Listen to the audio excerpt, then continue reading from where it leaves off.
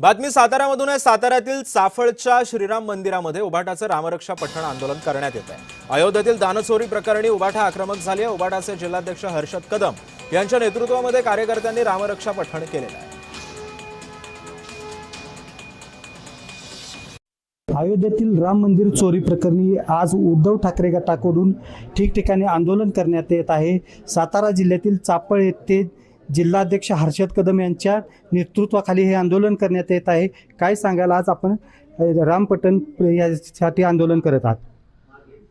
प्रभू श्री रामांच्या मंदिरातला जो भ्रष्टाचार झाला त्या भ्रष्टाचारावर निमित्त हे आम्ही आंदोलन करतोय। आदरणीय पक्षप्रमुखांनी महाराष्ट्रभर जे आंदोलनाची आम्हाला दिशा दिली आहे त्या आंदोलनाचा सुरुवात किंवा पाटण तालुक्यातील हा भाग आज आम्ही ऐतिहासिक चाफळ येथील राम मंदिरासमोरील दास मारुती मंदिरासमोर करतोय।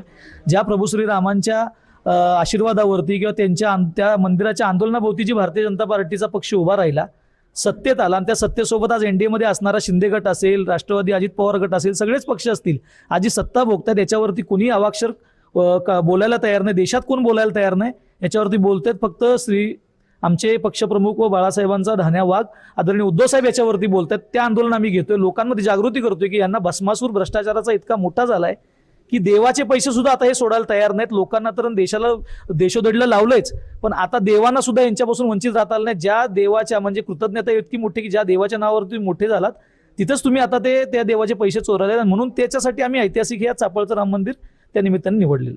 देवाचे पैसेही हे सोडायला तयार नाहीत, त्यामुळे हे आंदोलन करत असल्याचे हर्षद कदम यांनी सांगितले आहे। सुहास पाटील, जय महाराष्ट्र न्यूज, चाफळ, पाटण।